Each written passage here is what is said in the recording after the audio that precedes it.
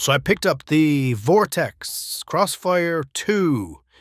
So this is a 2-7 by 32 rimfire V-Plex. So there you go. I got low profile rings for this thing. Again, Vortex said was the Hunter. I think they're like $28 for these things. But low profile, we're going to see how that looks. I may need to go to the mid-size, definitely not high, but see if I can keep my cheek down on the pad. Let's see what's inside the box. There we go. Remove the cushion.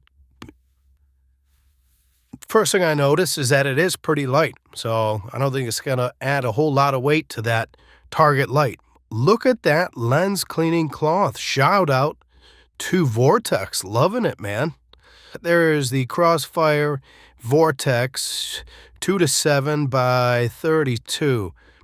So you got your eye relief right there. Plus, so you're gonna have 2-7. Well, you're gonna have to take the caps off for your elevation and windage. Not a big deal on a 22. I think once I get it dialed in, you'll be good to go. It's really light. 1-inch tube, so 1-inch rings on this thing.